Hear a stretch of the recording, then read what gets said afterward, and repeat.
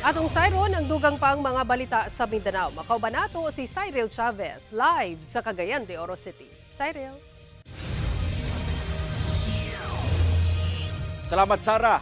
Upat ka mga individual ang samdan human nga nagkarambola ang upat ka mga sakyanan sa Alyosan, Cotabato.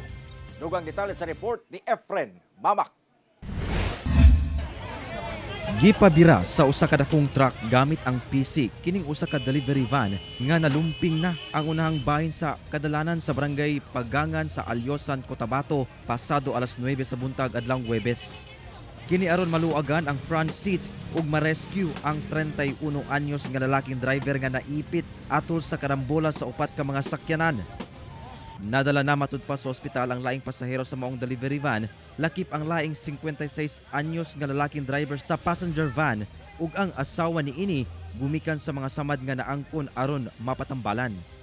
Matud sa Alyosan Municipal Police Station, gilatas sa managlaing direksyon sa delivery van ug passenger van ang maong kadalanan.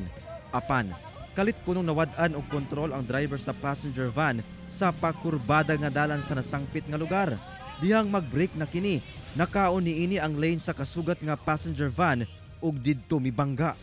Sa kakusog sa impact, mituyok ang delivery van. Apan, nabangga sab ang likod niini sa nagsunod nga kotse.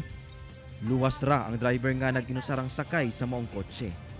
Samtang ang maong passenger van nabangga sab sa likod nga bahin sa nakaparadang mini truck nga walay sakay. According po sa statement nung driver ng vehicle 2, nawalan po siya ng control. Then pag-apply niya ng brake, lumipat po siya sa kabilang linya ng kalsada, kaya nagkabanggaan po sila. Yun na po naging rason kung bakit nagkarambola po itong apat na sasakyan. Ginaulat pa sa PNP ang settlement sa maong mga kampo kalabot sa insidente. Ginasulayan pa sa GMA Regional TV1 Mindanao nga makuhaan sab kini og pahayag.